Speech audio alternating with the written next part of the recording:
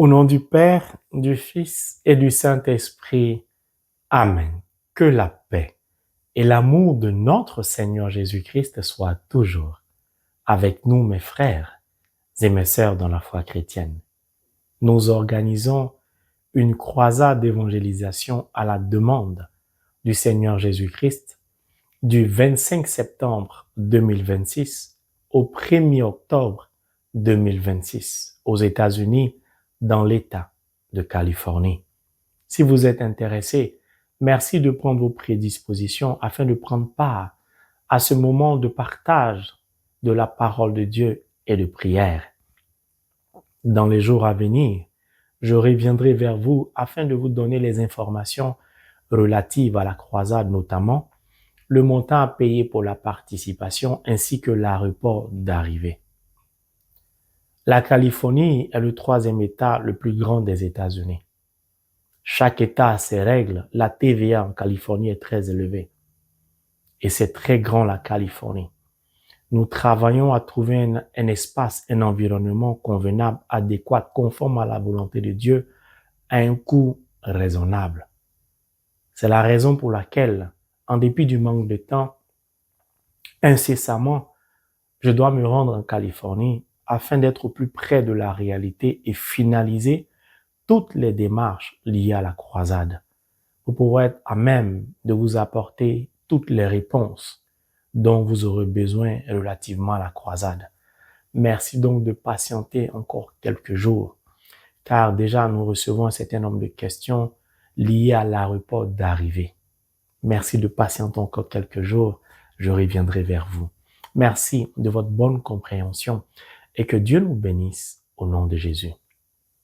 Nous poursuivons le partage de la parole de Dieu au travers du livre de Saint Luc, chapitre 10, du verset 29 au verset 37 qui dit, et je cite, « Mais lui, voulant montrer sa justice, dit à Jésus, « Et qui est mon prochain ?» Jésus reprit, « Un homme descendait de Jérusalem à Jéricho. Il tomba sur des bandits qui, l'ayant dépouillé et roué de coups, s'en allèrent, le laissant à moitié mort. Il se trouva qu'un prêtre descendait par ce chemin. Il le vit et passa à bonne distance. Un lévite de même arriva en ce lieu. Il vit l'homme et passa à bonne distance. Mais un Samaritain qui était en voyage arriva près de l'homme. Il le vit et fut pris de pitié. Il s'approcha, banda ses plaies en y versant de l'huile et du vin, le chargea sur sa propre monture, le conduisit à une auberge et prit soin de lui.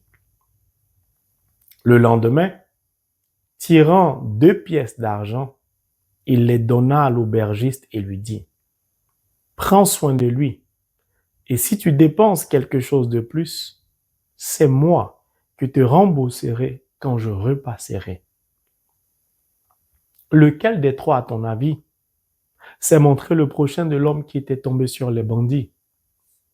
Le légiste répondit, « C'est celui qui a fait preuve de bonté envers lui. » Jésus lui dit, « Va, et toi aussi, fais de même. » Un légiste est un expert, un spécialiste de la loi, dite loi de Moïse, de la Bible d'Israël, ce qu'on appelle l'Ancien Testament.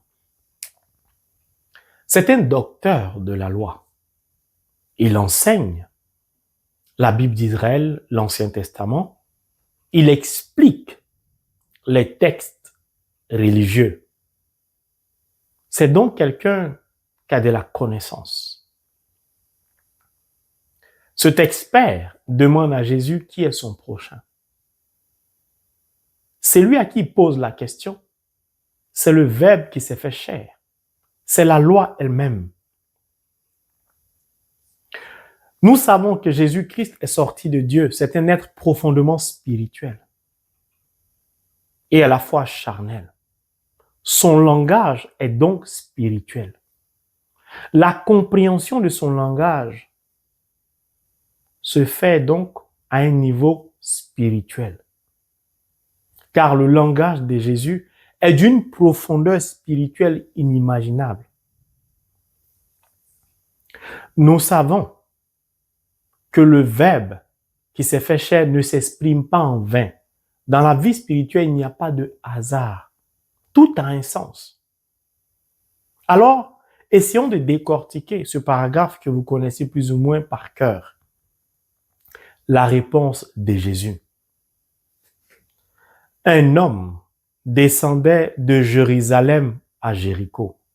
Essayons de marquer une pause déjà. Jésus nous indique que cet homme est parti d'un point A, qui est Jérusalem, pour se rendre à un point Z, qui est Jéricho. Il n'y a pas de hasard avec Jésus. Pourquoi prend-il, au travers de cet exemple, un point de départ qui est Jérusalem et un point d'arrivée qui est Jéricho? Quelle est la définition ou la signification biblique de Jérusalem? Jérusalem signifie la ville de paix, la demeure de la paix. Jérusalem est un lieu saint. C'est la terre sainte qui symbolise la présence de Dieu, l'éternel être suprême au monde. Ce n'est pas un endroit anodin. Ce n'est pas une ville insignifiante. Jésus n'a pas choisi Jérusalem en vain.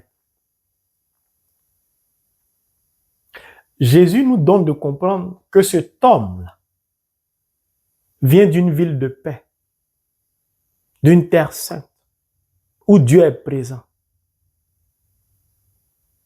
Donc c'est un homme qui est censé être en paix, demeurer dans la paix.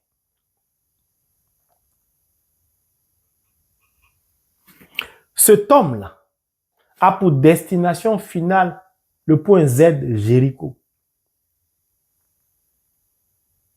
Nous savons que Jéricho est la première ville conquise par le peuple d'Israël lorsque Dieu les a libérés de la captivité en Égypte. Jéricho est donc un symbole puissant de la puissance de Dieu. Jéricho symbolise la foi du peuple d'Israël et son obéissance à l'être suprême au monde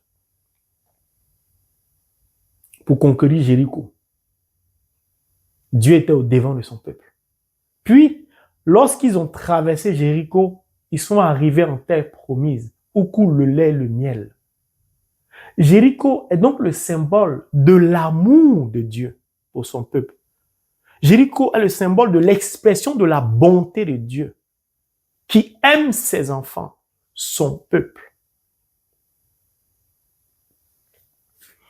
Cet homme-là descend donc de Jérusalem à Jéricho.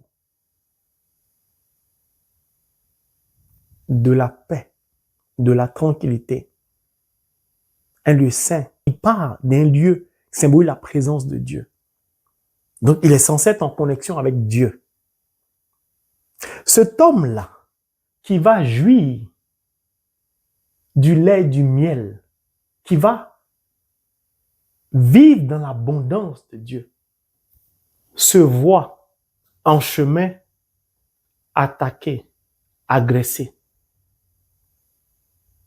Sa paix, sa tranquillité, sa relation avec Dieu se voit violemment attaquée. Par qui? Par l'autre.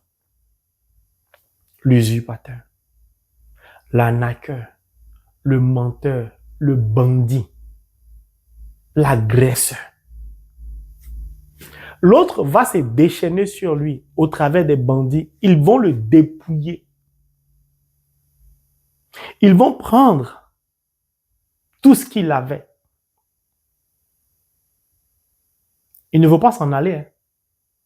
Ils vont le frapper, le rouer de coups après l'avoir dépouillé. Puis, ils vont tellement le frapper qu'ils vont le laisser à moitié mort.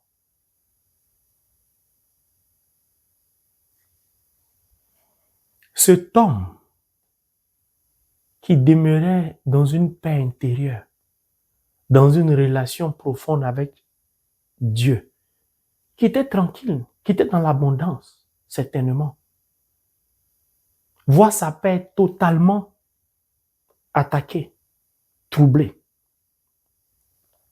Il est donc en chemin entre le point A et le point Z, entre Jérusalem et Jéricho, et il est victime de l'autre. Merci de bien me suivre. Il tomba sur les bandits qui, l'ayant dépouillé, roué de coups, s'en allaient le laissant à moitié mort.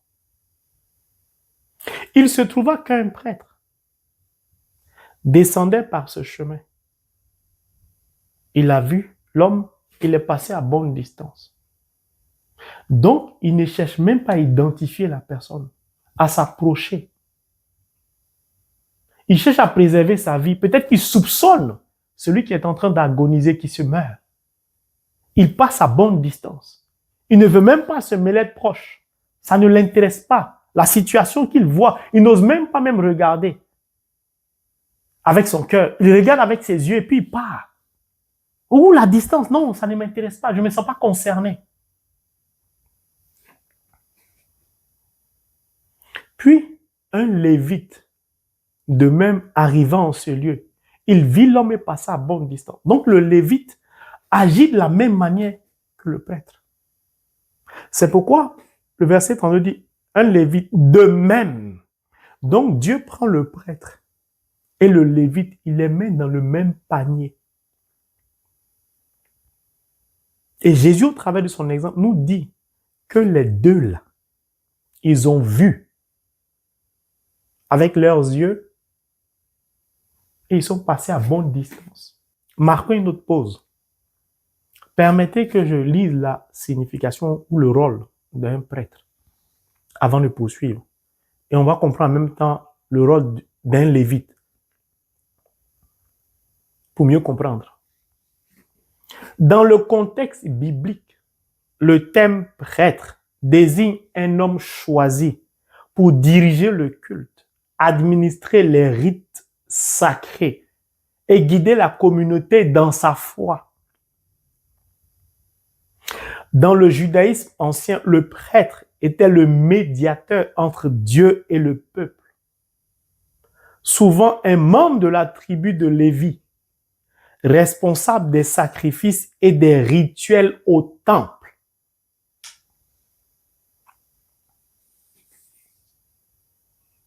Donc le prêtre et le lévite, les deux, dans le même panier, symbolisent l'Église. C'est le prêtre qui présente le sacrifice. Où? Dans l'Église. Un lévite, c'est un musicien aussi, il chante. Il veille à ce que les éléments qui vont servir au sacrifice soient corrects, bien. Donc, on peut le considérer comme un diacre ou un sacristain, voilà, la chorale, tout. Donc, ces deux-là symbolisent l'Église. Et là, ça devient intéressant. Pourquoi? C'est lui qui parle, qui donne cet exemple-là, s'appelle Jésus-Christ de Nazareth. Il répond à un docteur de la loi, un expert. C'est lui qui enseigne et explique les textes religieux.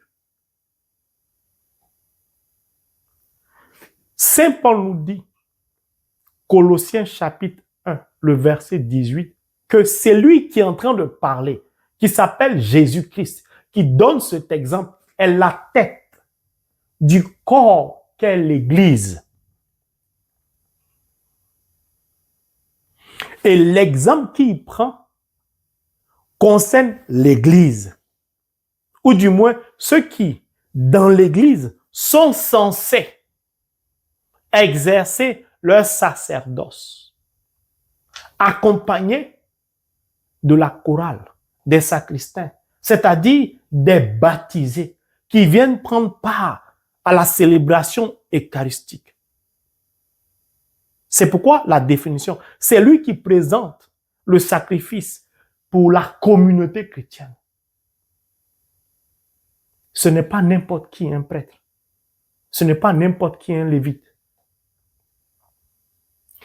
Lui qui est la tête du corps qu'est l'Église, nous en sommes les membres.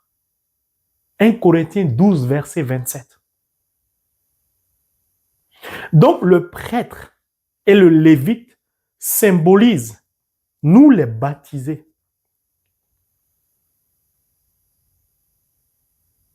Nous sommes membres du corps qu'est l'Église. Jésus-Christ ne prend pas un exemple en dehors de lui-même, c'est-à-dire en dehors de l'Église.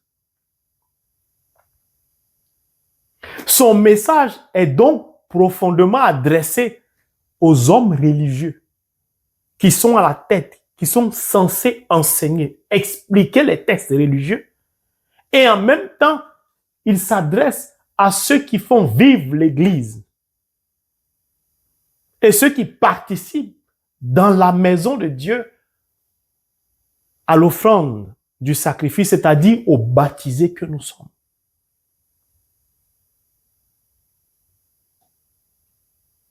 Il met ainsi en exergue de manière profonde le comportement de bon homme de baptisés, de prêtres, de pasteurs, de la chorale, de la liturgie, des ministres de la communion, ministres de ceci, ministres de cela, responsables de ceci ou responsables de cela.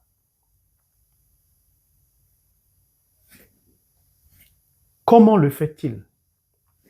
Il dit que le prêtre et le lévite, ils ont vu une personne laissée à moitié morte qui agonisait, qui était dans une souffrance inouïe. Et ils ont préféré, en dépit de toute leur connaissance des textes religieux, en dépit de leur participation à la célébration eucharistique en tant que baptisés, en tant que choristes, au travers du lévite, des personnes qui sont censées avoir une relation avec la parole de Dieu, c'est-à-dire avec le Verbe qui s'est fait chair. Des personnes qui sont censées accueillir la parole de Dieu, conformer leur vie à la parole de Dieu. Des personnes dont le niveau de consécration ne doit souffrir d'aucune ambiguïté, aucune obscurité. C'est pourquoi j'ai parlé de Jérusalem terre sainte, d'où cet homme descendait. Jésus ne parle jamais en vain. Ce sont ces personnes qui sont censées faire vivre l'Église, qui sont censées glorifier la tête qu'est le Christ. Ceux qui ont été à l'école, qui ont un doctorat, un PhD en théologie, ceux qui ont été choisis pour être des lévites, pour faire vivre l'Église, les sacristains, les choristes, les membres de la liturgie, les groupes de prière, les ministres, ceux-là qui sont censés refléter l'Église à l'extérieur, qui sont censés refléter la parole vécue et entendue, écoutée dans l'Église, dans la maison de Dieu. Ce sont ceux-là qui voient et qui refusent de manifester la parole, c'est-à-dire l'amour.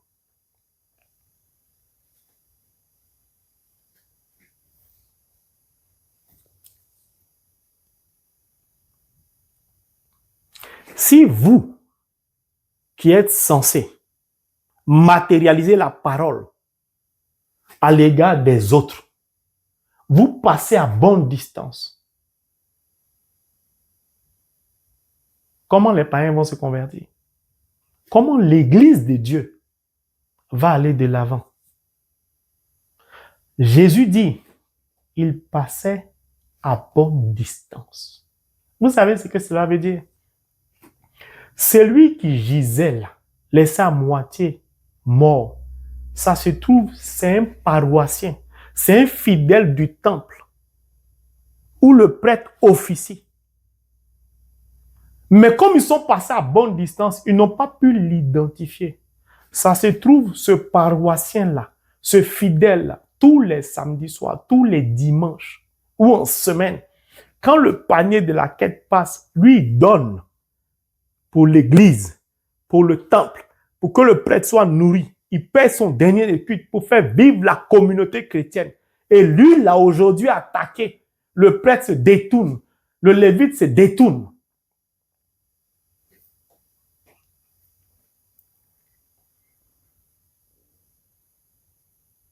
Jésus ne comprend pas. Et Jésus est étonné. Son exemple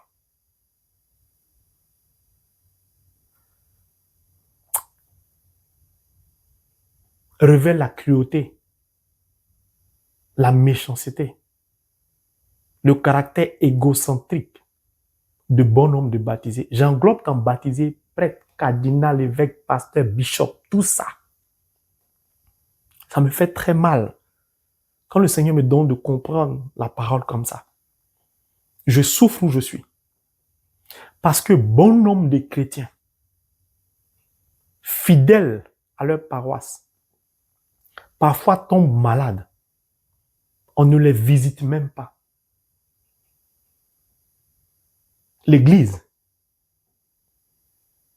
le prêtre ou certains prêtres ne les visitent pas. D'autres ont eu un accident, d'autres ont perdu la vue, ont été frappés d'un AVC. Ils sont abandonnés. Mais on y reviendra.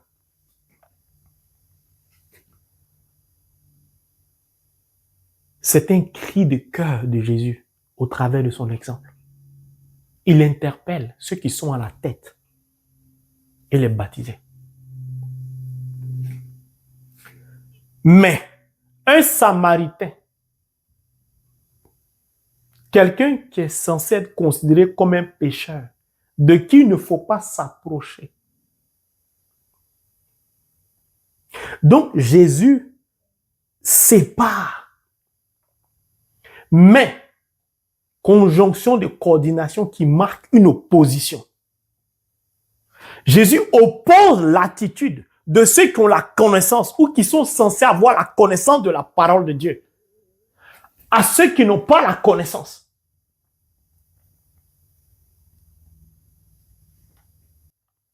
Je peux être chrétien, lire la parole, aller à la messe, écouter l'homélie du prêtre, écouter l'enseignement du frange mari de Dieu, laisser la parole entrer en moi et fermer mon cœur à la parole, c'est-à-dire empêcher la parole de régénérer mon intérieur afin d'impacter mon extérieur. Parce que je veux contrôler la parole, je veux contrôler l'esprit. Je lis la parole, mais elle ne me dit rien. Je connais peut-être les versets, mais je ne les utilise pas. Ça donne ça.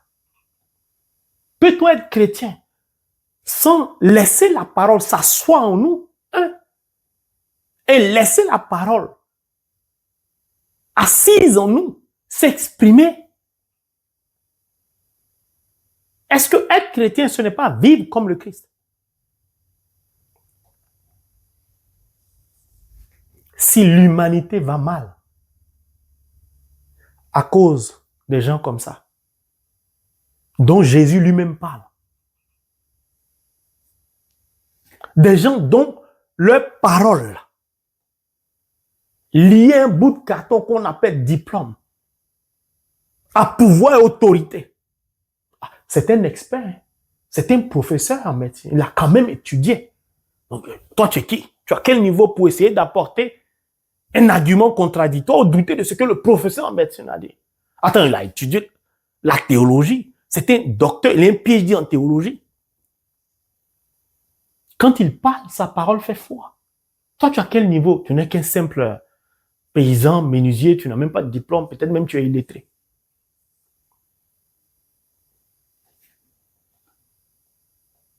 Ceux-là, ils enseignent dans l'église. C'est pas moi qui dis, c'est Jésus qui parle de lui. Jésus parle de lui. Il parle du prêtre et du lévite.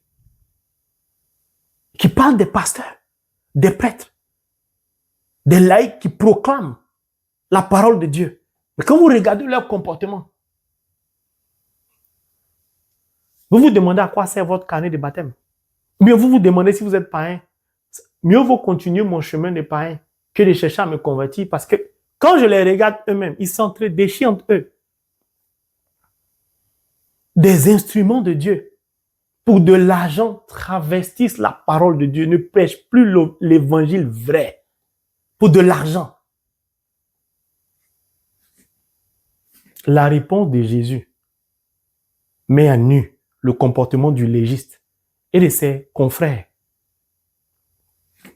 Mais un Samaritain qui était en voyage arriva près de l'homme. Regardez la différence. Lui, il était en voyage, il arrive près de l'homme. Mais si vous remarquez, Jésus ne dit pas d'où il vient. Quel est son point de départ et quel est son point final du Samaritain? Jésus ne dit pas. Vous allez comprendre pourquoi. Arriva près de l'homme. Donc, lui, il se rapproche. Il ne reste pas indifférent. Il veut identifier la victime, puis la secourir s'il y a lieu. C'est un Samaritain, c'est un pécheur. Ce sont des gens que les Juifs n'acceptent pas de se mélanger. Il faut s'éloigner de ce genre de personnes. Ils ne sont pas fréquentables. Voilà, eux se respectent. Ce sont les lévites. Voilà, les prêtres. Ah non, ils ne se mélangent pas. Lui, il ne cherche pas à savoir si c'est un juif ou si c'est un zmao. C'est pas son problème. Lui, il cherche d'abord à secourir. Donc, le regard charnel de la religion, la mentalité liée à la religion, les préjugés liés à la religion, ce n'est pas son truc.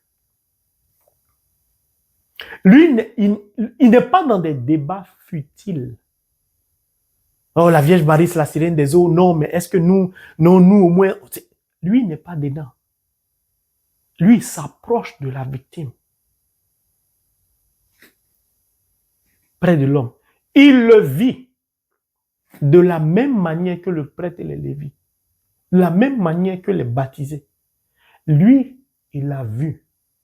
Lorsqu'il l'a vu, la Bible dit, au regard de l'exemple du Christ, et fut pris de pitié.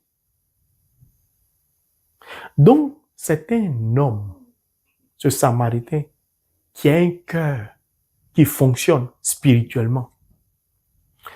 Quand on est épris de pitié, on ne reste jamais indifférent. Si on est sincère dans sa pitié. Bartimée a dit quoi?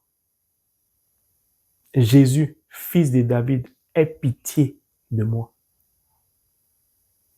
Lorsque, dans l'exemple de Jésus, il dit, il le vit et fut pris de pitié. Il parle de qui? Jésus parle de lui-même, son cœur. Son cœur compassionnel, qui ne reste pas indifférent à l'égard d'une souffrance quelconque, peu importe la religion de la personne. Quand on est pris de pitié, qu'est-ce qui se passe? Il s'approcha. Donc, il arriva près de l'homme. Et ensuite, il s'approcha.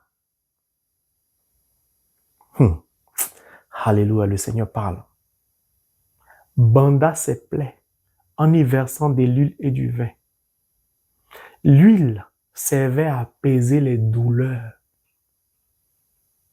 Il arrive près de l'homme, il s'approche de lui. Puis, il bande ses plaies. Donc, il le touche. Il met ses mains dans la souffrance. Il ne se pose pas de questions. si cette personne est malade ou pas. Donc, c'est un Samaritain, un homme dont le cœur est rempli de l'amour de Dieu. Car l'amour ne fait point exception de personne. Jean 15, 13. L'amour donne sa vie pour l'autre.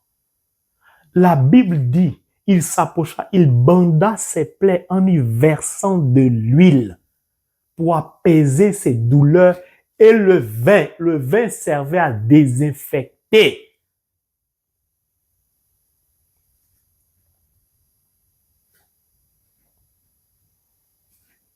Le vin, quand tu vas communier le corps, le sang du Christ, tes péchés, c'est le sang qui a purifié ton être.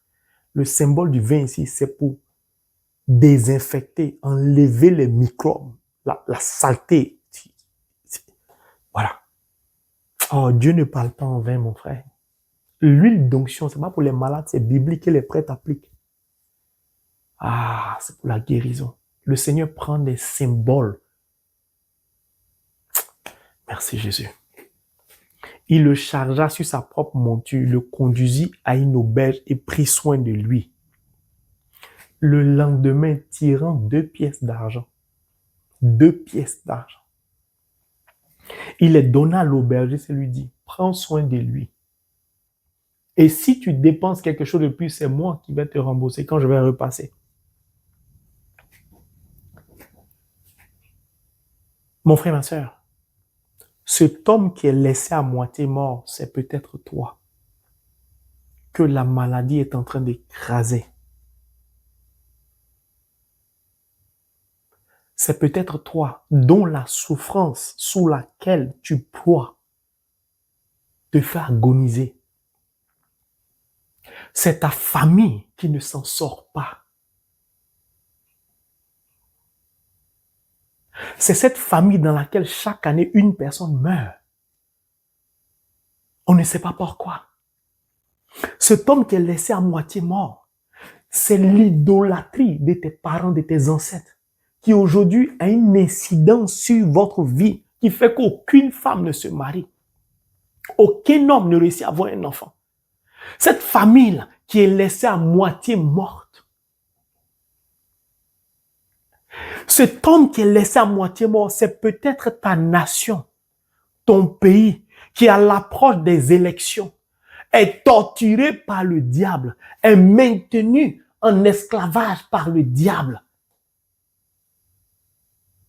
Au vu et au su des nations dites de grande puissance, qui voient l'injustice, qui voient la misère, que le droit international n'est plus respecté, mais qui passent à bonne distance de ta nation.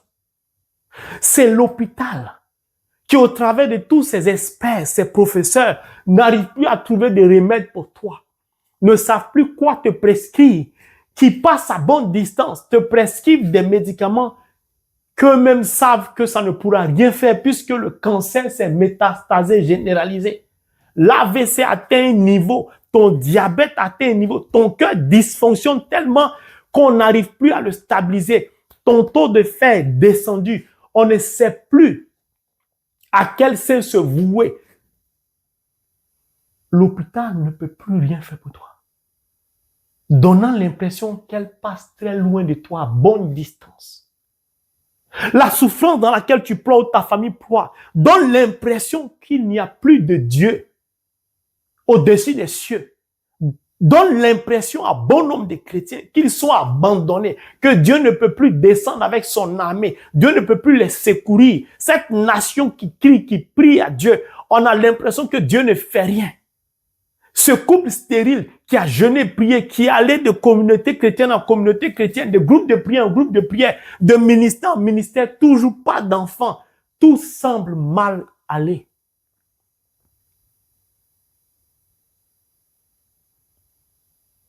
Le Seigneur veut te dire aujourd'hui, cet homme qui est parti de Jérusalem, de la ville sainte, c'est toi, ce chrétien ou cette chrétienne. C'est toi, cette famille, qui a une relation avec moi, qui me prie, qui s'attache à moi, qui lit la parole de Dieu. que je veux conduire en terre promise. Toi qui étais dans une paix, toi qui, dans l'abondance divine, jouissais de mes grâces, que les sorciers sont venus attaquer, que la maladie est venue attaquer. Moi qui veux te conduire en terre promise, mais aujourd'hui tu es victime et tu as l'impression que personne ne se soucie de toi, que tout le monde se détourne de toi, de ta souffrance, passe à bonne distance. Je veux te dire au travers du psaume 27, le verset 10. Père et mère t'ont abandonné. Moi, l'Éternel, je ne t'abandonnerai jamais. S'il faut susciter des pierres pour te secourir, je le ferai. S'il faut passer par des mécréants, par des païens, je le ferai. Mais je ne t'abandonnerai jamais. Car tu as du prix à mes yeux, Ésaïe 43. Pour ta vie, je donne en échange des nations. C'est moi qui ai conduit mon peuple en terre promise. Je ne t'abandonnerai jamais. Je suis épris de pitié à l'égard de ta souffrance, dit Jésus-Christ. Quand Jésus est touché par la situation de son enfant, si pour celui qui agonise, dont on ne connaît pas l'identité, Jésus n'est pas resté indifférent, toi on connaît ton identité, tu es né de nouveau, tu es un enfant de Dieu. Comment peux-tu imaginer que Jésus t'a abandonné? C'est pourquoi il te montre comment il va prendre soin de toi. C'est ton impatience. Cet homme qui agonisait, laissé à moitié mort, la Bible ne nous dit pas qu'il était en train de prier. Donc je puis dire qu'il ne priait pas. Il était en train de mourir. Peut-être il est tombé dans un coma artificiel, je ne sais pas. Peut-être il s'est évanoui. Il n'était plus conscient. Et pourtant, Dieu l'a secouru. Dieu ne l'a pas abandonné. Alors que toi, tu cries à lui. Penses-tu qu'il va t'abandonner? Non. Il te dit, regarde, regarde. Un Samaritain qui était en voyage arriva près de lui. La Bible dit que la terre était sans forme et l'Esprit Saint se mouvait à la surface des eaux. Lui, Dieu, son Esprit Saint, qui voyage là, va t'identifier, te localiser et passer. Si l'église t'a abandonné, si personne ne veut prier pour toi, si tout ce que tu vis spirituellement, quand tu expliques, on pense que tu pètes les plombs, que tu es la folie, que tu racontes n'importe quoi, que c'est le diable qui te parle. Il dit, lui, par la puissance de son Esprit Saint qui se mouve à la surface des eaux, il va susciter une personne. Ne regarde pas qui il va susciter. Fixe tes yeux sur lui à la croix. Lève les yeux vers la montagne sainte d'où te viendra le secours. Laisse-le utiliser le chemin, le canevas par lequel il désire passer pour te secourir. Sors de tes pensées religieuses. Sors de tes préjugés. Laisse-moi l'Éternel agir dans ta vie. Sors des débats inutiles. Donne-moi ton cœur. Ouvre-moi ton cœur. Et je conduirai ton âme sœur vers toi. Non pas comme toi tu le veux. Non pas comme toi tu l'as pensé, mais comme moi je l'ai prévu. Et tu enfanteras cette année. Tu tomberas enceinte cette année. Ton enfant ne mourra pas. Tu sortiras du célibat. Cette humeur ne t'emportera jamais de la vie. Je vais restaurer tes nerfs, tes membres. Tu vas marcher à nouveau. Tu vas utiliser tes membres. Parce que moi, l'Éternel, je n'abandonne pas mes enfants. Il arriva en ce lieu. Il vit l'homme, le Samaritain, comme on l'appelle. Il a été pris de pitié. Le Seigneur te dit aujourd'hui, mais je suis pris de pitié. Car au regard de ta situation qui n'avance pas, mon cœur commence à souffrir. Je ne peux plus rester indifférent. Je vais me lever de mon trône pour toi aujourd'hui. Pour te secourir. Secourir ta famille. Pour sauver ta nation. Il y a eu tellement de sacrifices humains. Il y a eu tellement de malédictions suite à terre. Les gens sont pourchassés, emprisonnés. au vu, au su des grandes puissances qui n'interviennent pas. Peut-être ta nation est désemparée, n'y croit plus, au regard de la puissance de feu que l'ennemi déploie sur ta nation, sur ta famille, dans ta vie. Il a été dépouillé, roué de coups. Le diable se déchaîne pour t'arracher la paix, la quiétude de ton âme, pour te troubler, pour que tu doutes de Dieu. C'est pourquoi Jésus a dit, il a été dépouillé d'abord et roué de coups. Si tu voles quelqu'un, tu t'en vas, pourquoi tu le roues de coups? C'est comme ça le diable agit. Il veut nous détruire. Malheureusement, nous baignons parfois dans l'idolâtrie. La famille adore un caillou de l'eau. Parfois, nous sommes tellement désespérés que nous empruntons le chemin des médiums, des voyants, etc. Le Seigneur dit, reste tranquille. Voici, quand mon cœur est pris de compassion, de pitié, voici comment je me comporte. Écoute-moi bien. Il s'approcha. Le Seigneur Jésus-Christ cherche à s'approcher de toi. Beaucoup de chrétiens sont malades. Franche Marie de Dieu, Dieu dit que je vais guérir. Franche Marie de Dieu, tu avais dit ça. Quand c'est comme ça, on dit c'est le serviteur qui a dit, on ne dit pas c'est Dieu.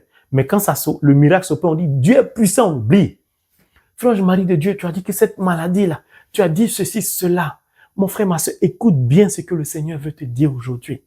Lorsque tu souffres, le Seigneur Jésus-Christ cherche d'abord à s'approcher de toi. La Bible dit, il s'approcha. Ce que Jésus cherche, ce que Jésus désire, c'est d'abord de s'approcher de toi. C'est d'abord que tu aies une relation avec lui. Que tu sois dans une intimité avec lui. Pour cela, il a besoin de s'approcher de toi. Il a besoin que tu t'approches de lui. Il a besoin que tu lui ouvres ton cœur pour qu'il y entre. Parce qu'il est pressé d'opérer le miracle, mais il te respecte. L'amour respecte. Il a besoin de ton accord. Il a besoin de ton oui pour entrer dans ta vie. Il s'approcha.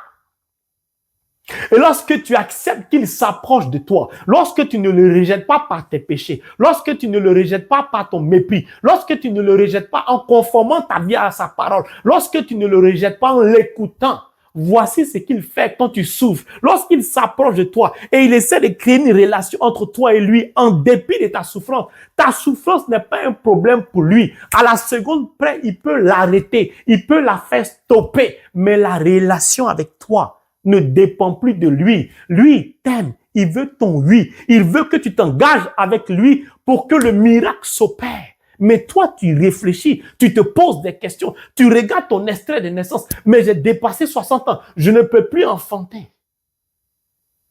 Tu l'empêches d'opérer le miracle dans tes entrailles.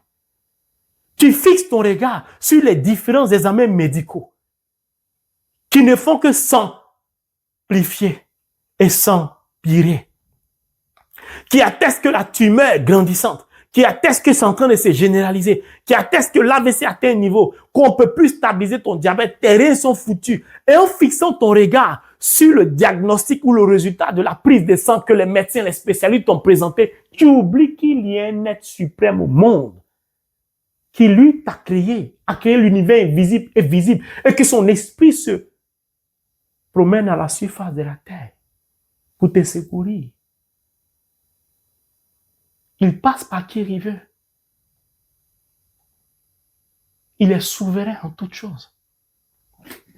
Lorsqu'il crée la relation avec toi et que tu acceptes de créer une relation avec lui, quand vous deux vous entrez dans une relation, lorsqu'il s'approche de toi, il commence à bander tes plaies. Donc, il commence à te toucher. Car l'amour prend soin. Il commence au travers de la relation dans laquelle tu es entré avec lui, lorsque tu l'as laissé s'approcher de toi, d'abord à t'apaiser. Car une âme trop agitée ne peut pas expérimenter la gloire de Dieu. Il a besoin de t'apaiser. Il a besoin de te calmer. Il a besoin de te rassurer. Tu as l'impression que ta guérison tarde. Ce n'est pas que la guérison tarde, c'est ta résistance qui fait tarder la guérison. C'est ton manque de décision qui fait tarder le miracle. Il s'approche de toi. Il commence à bander tes plaies. Lorsqu'il bande tes plaies, qu'est-ce qu'il fait? Il y verse de l'huile pour t'apaiser. C'est l'expression de l'amour de Dieu pour toi. Puis, qu'est-ce qu'il fait? Il verse le vin.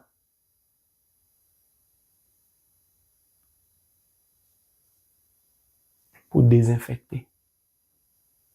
Jésus-Christ, lorsqu'il s'approche de toi, c'est un être saint. Il t'apaise. Il bande tes plaies. Tu entres dans une relation avec lui. Il se doit de te sanctifier par son sang qui a coulé. Sans la sanctification, tu ne peux pas entrer dans la gloire de Dieu. Si tu n'es pas dans la gloire de Dieu, comment tu vas expérimenter sa main puissante? C'est pourquoi il a dit Jéricho. Le peuple devait croire, le peuple devait écouter, le peuple devait obéir. Ce n'était plus une question de vue charnelle, c'était une question de confiance spirituelle. Celui qui était laissé à moitié mort n'a marqué aucune résistance, il s'est laissé faire, il s'est laissé conduire.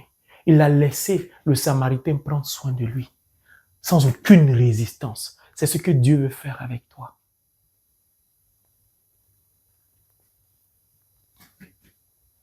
Tu peux veiller des heures à l'hôpital pour quelqu'un qui est malade, mais tu n'as pas une heure pour lire la parole de Dieu.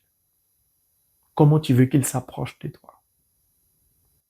Lorsqu'il verse l'huile pour t'apaiser et le vin pour te sanctifier, il le chargea sur sa propre monture. Ça veut dire que dorénavant, ton problème est porté par le Christ. Est porté par le Christ. Lorsqu'il porte ton problème, lorsqu'il porte ta difficulté, lorsqu'il porte la souffrance de ta nation, de ta famille, c'est pour te mettre à un endroit sûr. C'est pour te décharger du poids de la maladie, des difficultés, et pour te mettre à l'abri. Il te conduit sur de verts pâturages pour prendre soin de toi. C'est pourquoi la Bible, il le chargea sur sa propre monture, le conduisit à une auberge et prit soin de lui. Jésus veut porter ta souffrance, puis te conduire à un endroit safe, tranquille, à l'abri de toute souffrance, de tout bruit. Mais il s'approche de toi. Quand tu acceptes, il te prend. Il porte ton fardeau, puis il te conduit sur de verts pâturages. Ça ne se fait pas en une seconde, ça prend du temps. Mais notre impatience empêche la main de Dieu d'agir dans notre vie. On veut tout et tout de suite maintenant. On est tellement diplômé comme le légiste, on est tellement expert. On pense qu'on contrôle Dieu. C'est nous qui voulons décider. Jésus nous rappelle qu'il est toujours la tête de l'Église. Nous sommes que les membres. S'il laisse son membre souffrir, c'est lui qui souffre. Mais est-ce que le membre même sait qu'il est lié à une tête, que c'est la tête qui pense, qui décide de tout? Est-ce que le membre, le baptisé sait, le pasteur sait, le prêtre sait, le diacre, les sacristains? Est-ce que nous savons que le Christ, la tête, elle est pure, elle est sainte? Que nous sommes liés à la tête et que nous sommes liés à la parole, que nous devons avoir une relation avec la parole de Dieu. Est-ce que nous le savons? Et même quand nous le savons, est-ce que nous en prenons conscience? Puis est-ce que nous vivons conformément à notre prise de conscience? À l'auberge, pris soin de lui. Le lendemain, tirant 2 pièces d'argent, il donna à l'aubergiste et lui dit, prends soin de lui. Pour toi, lorsque Dieu vient te secourir et qu'il retourne, il envoie 2 anges. Il envoie des anges. Il envoie Saint-Michel à son armée pour te sécuriser, pour te garder. Pour dire, si mon enfant a besoin de quelque chose, faites mon signe. C'est pourquoi les anges montent et descendent. Mieux, écoutez la suite. Prends soin de lui et si tu dépenses quelque chose de plus, c'est moi qui te le rembourserai quand je repasserai. Donc Jésus nous dit, quand nous souffrons, il vient, il s'approche de nous, il bande nos plaies, il nous purifie pour que nous puissions entrer dans la gloire de Dieu. Dans cette gloire-là, il laisse des anges voler à notre secours, nous sécuriser, nous garder. Puis, Jésus-Christ nous donne l'assurance de ce qu'il nous visitera tous les jours de notre vie. Tous les jours de notre vie. Comment nous pouvons douter d'un tel Dieu? Puis il dit maintenant, lequel de toi, à ton avis, s'est montré le prochain? C'est celui qui a fait preuve de bonté envers lui. Jésus lui dit, va, et toi aussi fais de même. Jésus dit à l'Église que sa vocation première, au-delà de proclamer la parole de Dieu, c'est de secourir ceux qui souffrent. Jésus dit aux baptisés, au-delà de venir communier, de faire la quête, d'être assidu à la célébration eucharistique tous les dimanches, c'est vrai. Mais il faut manifester ça quand on sort de l'église. C'est comme ça qu'on reconnaîtra que le Christ vit en nous, que nous sommes chrétiens. Il dit, va. Et toi aussi, fais de même. Donc, deviens cette église nouvelle dont je suis la tête. Manifeste mon amour à l'extérieur. En manifestant mon amour, ne fais aucun calcul. Ne trie pas ce que tu vas secourir. Il faut voler au secours de tout le monde. Et il dit à ceux qui souffrent, laissez-moi agir dans votre vie comme moi je veux et non pas comme vous voulez. J'ai choisi un Samaritain, un pécheur pour secourir quelqu'un. Cette personne-là descendait de Jérusalem. Ça se trouve, c'est un juif. Donc, le Samaritain aurait dû passer à bonne distance. Mais c'est l'inverse qui s'est produit. Si nous partons de Jérusalem, si nous sommes en paix, parce que nous sommes dans une relation avec le Christ, Dieu nous dit qu'il va toujours nous secourir. C'est pourquoi il a commencé par dire Jérusalem, partez de Jérusalem. Sur le chemin qui te mène en terre promise, à l'accomplissement de toutes les révélations de Dieu sur ta vie, il faut t'attendre à tout. Le diable peut se déchaîner contre toi pour t'attaquer. Mais Jésus te donne l'assurance. Regarde, quel que soit le déchaînement du serpent, je te conduirai toujours en terre promise. C'est tout.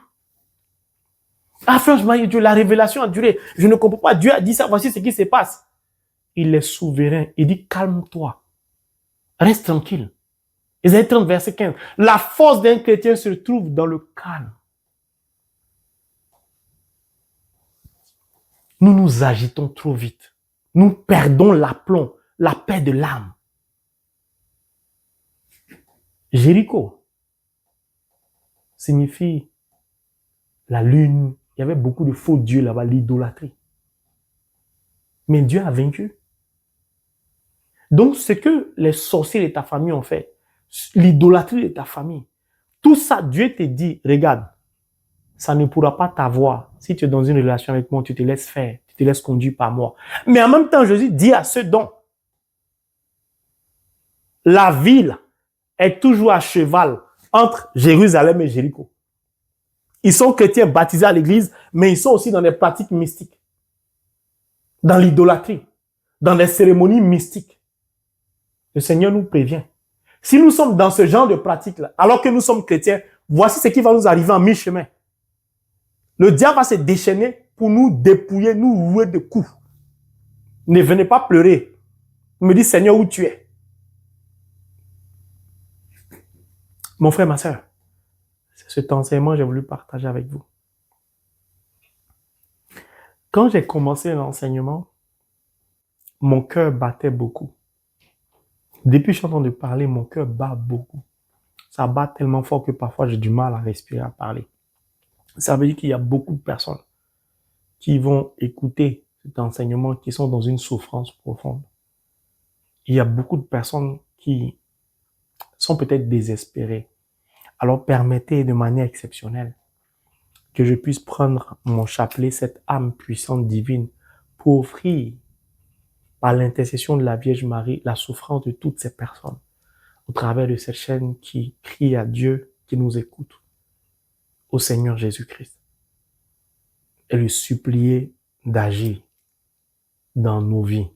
Car le monde va mal, il y a beaucoup de détresse, beaucoup d'angoisse, beaucoup de souffrance, beaucoup de maladies, les hôpitaux, le nombre de personnes qui ont le cancer, on ne comprend plus rien, il n'y a plus de place. Maintenant, il faut payer, donner des cautions.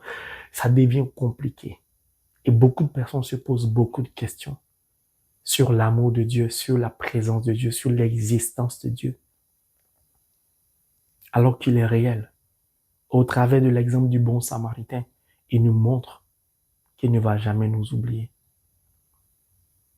Il sera toujours là pour nous secourir. Alors mon frère, ma sœur, prends ton chapelet et dans le silence marial, au travers des Ave Maria, nous allons offrir nos souffrances au Seigneur, afin qu'il dépêche un ange ou des anges pour nous secourir, comme il a secouru la personne laissée à moitié morte. Prions. Maman Marie, nous venons au travers de cette prière te dire merci pour ta présence au cœur de la mission que le Seigneur nous a confiée. Maman Marie, permets-moi de recommander entre tes mains la souffrance de tous tes enfants qui, au travers de cette chaîne, crient à Jésus-Christ en exprimant leur douleur, la maladie, le célibat, les divorces, la pauvreté, l'idolâtrie, la prison dans laquelle ces personnes se trouvent, les difficultés financières, etc. Je prie que par tes mains saintes, tu présentes, Maman Marie, toutes nos souffrances au Seigneur Jésus-Christ, afin qu'il ait pitié de nous, que son cœur triptyque, compassionnel, miséricordieux, plein d'amour,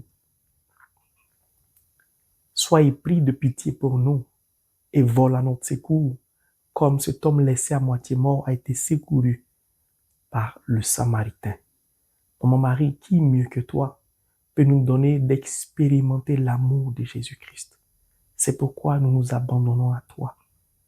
Intercède pour nous, que le Seigneur ne regarde pas nos péchés, qu'il ne détourne pas sa face de nous parce que pécheur nous le sommes, Maman Marie, mais que son sang qui a jailli de son côté nous lave, âme, esprit et corps de toute iniquité, de toute souillure, afin que rétabli dans notre sainteté sous son regard, comme le dit Saint Paul, nous puissions demeurer dans la gloire divine pour voir nos intentions être exaucées, afin qu'au travers de notre vie, Dieu soit glorifié en la personne de Jésus. Nous te le demandons, maman, en te suppliant. Je vous salue Marie, pleine de grâce, le Seigneur est avec vous. Vous êtes bénie en toutes les femmes, et Jésus, le fruit de vos entrailles, est béni. Sainte Marie, Mère de Dieu, priez pour nous, pauvres pécheurs, maintenant et à l'heure de notre mort. Amen. Je vous salue Marie, pleine de grâce, le Seigneur est avec vous. Vous êtes bénie en toutes les femmes, et Jésus, le fruit de vos entrailles, est béni. Sainte Marie, Mère de Dieu, priez pour nous, pauvres pécheurs, maintenant et à l'heure de notre mort. Amen. Je vous salue Marie, pleine de grâce, le Seigneur est avec vous. Vous êtes bénie en toutes les femmes, et Jésus, le fruit de vos entrailles, est béni. Sainte Marie, Mère de Dieu, priez pour nous, pauvres pécheurs, maintenant et à l'heure de notre mort. Amen. Je vous salue Marie, pleine de grâce, le Seigneur est avec vous. Vous êtes bénie en toutes les femmes, et Jésus, le fruit de vos entrailles, est béni. Sainte Marie, Mère de Dieu, priez pour nous, pauvres pécheurs, maintenant et à l'heure de notre mort. Amen. Je vous salue Marie, pleine de grâce, le Seigneur est avec vous. Vous êtes bénie en toutes les femmes, et Jésus, le fruit de vos entrailles, est béni. Sainte Marie, Mère de Dieu, priez pour nous, pauvres pécheurs, maintenant et à l'heure de notre mort. Amen. Je vous salue Marie, pleine de grâce, le Seigneur est avec vous. Vous êtes bénie en toutes les femmes, et Jésus, le fruit de vos entrailles, est béni. Sainte Marie, Mère de Dieu, priez pour nous, pauvres pécheurs, maintenant et à l'heure de notre mort. Amen. Je vous salue Marie, pleine de grâce, le Seigneur est avec vous. Vous êtes bénie en toutes les femmes, et Jésus, le fruit de vos entrailles, est béni. Sainte Marie, Mère de Dieu, priez pour nous, pauvres pécheurs, maintenant et à l'heure de notre mort. Amen. Je vous salue Marie, pleine de grâce, le Seigneur est avec vous. Vous êtes bénie en toutes les femmes, et Jésus, le fruit de vos entrailles, est béni. Sainte Marie, Mère de Dieu, priez pour nous, pauvres pécheurs, maintenant et à l'heure de notre mort. Amen. Je vous salue Marie, pleine de grâce, le Seigneur est avec vous. Vous êtes bénie en toutes les femmes, et Jésus, le fruit de vos entrailles, est béni. Sainte Marie, Mère de Dieu, priez pour nous, pauvres pécheurs, maintenant et à l'heure de notre mort. Amen. Je vous salue Marie, pleine de grâce, le Seigneur est avec vous. Vous êtes bénie en toutes les femmes, et Jésus, le fruit de vos entrailles, est béni. Sainte Marie, Mère de Dieu, priez pour nous, pauvres pécheurs, maintenant et à l'heure de notre mort. Amen. Que la gloire soit rendue au Père, au Fils et au Saint-Esprit, comme il était au commencement, maintenant et toujours, dans les siècles des siècles. Amen. Notre-Dame de Fatima, priez pour nous. Notre-Dame de Fatima, priez pour nous. Notre-Dame de Fatima, priez pour nous. Amen. Mes frères et mes sœurs, nous allons prendre quelques secondes de silence pour laisser le Seigneur nous visiter, nous toucher, nous soulager, nous apaiser, nous guérir, nous délivrer. Seigneur Jésus-Christ, ton peuple est en agonie, est laissé à moitié mort par la maladie, par le chômage, par le célibat, par la guerre dans une nation. Seigneur, l'idolâtrie de la famille a plongé toute une famille dans l'agonie, une famille dont les membres sont laissés à moitié morts. Seigneur, mon cœur a mal, mon cœur saigne, et je sais que tu es le Dieu d'amour et de miséricorde, et tu ne peux rester indifférent à l'égard de tes enfants qui souffrent. Prends pitié de nous, car pécheurs, nous le sommes. Ce qui est mal à tes yeux, nous l'avons fait. Mais qui, Seigneur, mieux que toi, peut nous pardonner? Je t'en supplie. Tant de souffrances, tant de maladies, tant de deuil, tant de misère. Seigneur, je t'en supplie. Souviens-toi de toutes ces femmes enceintes qui souffrent, tous ces bébés qui naissent malades, qu'on opère, tous ces enfants qui, victimes de l'idolâtrie, ont du mal à guérir, ces personnes frappées d'AVC, de cancer, qui se meurent dans les hôpitaux. Seigneur, je n'ai plus de mots, si ce n'est de te supplier. En criant à toi comme Bartimée a crié à toi, Jésus, fils de David, prends pitié de nous. Mon frère, ma sœur, le Seigneur en ce matin veut encore te toucher. Il veut te témoigner de son amour. Il passe. Son esprit souffle. La terre était sans forme et l'Esprit Saint se mouvait à la surface des eaux. Il te rejoint là où tu es.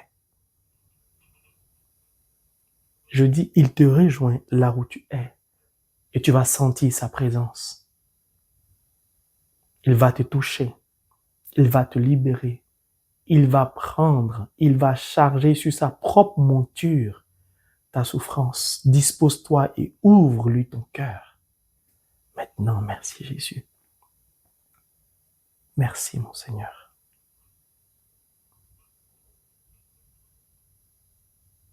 Le Seigneur guérit plusieurs personnes atteintes de troubles mentaux. Merci Jésus. Mon frère, dispose-toi, il est là. Il est là. Il veut toucher ton dos, tes reins, ton cœur. Le Seigneur guérit une femme de douleur lombaire. Merci Jésus. Ne t'inquiète pas, il est là pour toi, mon frère, ma sœur. Il y a une personne qui a déposé ses documents pour un contrat d'embauche. Le Seigneur te l'accorde maintenant. Merci Jésus.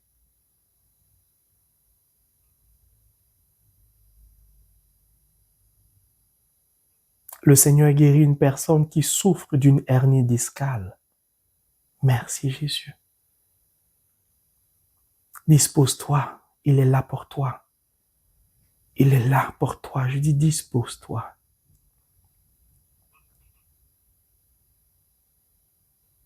Le Seigneur dit, il y a plusieurs personnes qui se demandent comment faire, comment avoir les moyens pour participer à la croisade en Californie. Le Seigneur dit qu'il pourvoira à vos besoins. Merci Jésus. Gloire à toi, Père.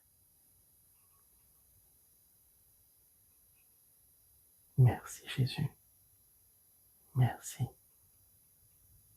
Ah, au travers de cet enseignement, le Seigneur désire toucher beaucoup de personnes.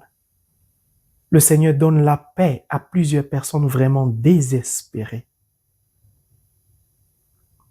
Mon frère, ma sœur, cet enseignement, cette parole que j'ai partagée, va bouleverser la vie de beaucoup de personnes, me dit le Seigneur. Je ne sais pas qui tu es, mais le Seigneur dit, sois forte et courageuse. Le Seigneur ne t'abandonnera jamais. Il entend ton cri, il entend tes prières, il entend ta voix, il te rejoint et t'exauce. Gloire à toi, Père. Il y a une personne qui a perdu la joie de vivre, tellement ton cœur est triste. Le Seigneur te demande juste de lui ouvrir ton cœur. Il viendra te donner cette joie. Alléluia. Mon frère, il est là, ma sœur. Il s'appelle Jésus-Christ de Nazareth. Offre-lui ta souffrance. Laisse-le s'approcher de toi. Laisse-le avoir une relation avec toi. C'est lui qui t'invite en Californie. C'est lui qui maintenant veut te délivrer de cette pratique mystique qui t'empêche d'avancer. Tu le sais, tu te reconnaîtras. Chaque fois que tu touches quelque chose, rien ne marche. Tu ne comprends pas ce qui t'arrive. Le Seigneur vient te libérer maintenant de toutes ces chaînes liées à l'idolâtrie de ta famille au nom de Jésus. Merci, Père. Maman Marie, je te dis merci pour ta présence. Merci de continuer à intercéder pour les abonnés, pour les membres de la famille Cœur Sacré de Jésus. Merci de continuer à intercéder pour l'équipe, pour le noyau qui m'accompagne, pour que nous puissions, au travers de la prière unie à toi, par la puissance du Saint-Nom de Jésus, apporter de l'amour dans ce monde obscur. Car ce ministère est un ministère d'amour qui repose essentiellement sur l'amour qu'est Jésus-Christ. Merci, maman. Merci, Seigneur Jésus-Christ. Merci aux saints anges. Mon ami intime, Saint-Esprit, merci pour ce moment accordé, pour ce partage de la parole de Dieu. Mon frère, ma sœur, que le Seigneur, au travers des saintes mains de la Vierge Marie, nous bénisse. Au nom du Père, du Fils et du Saint-Esprit. Amen.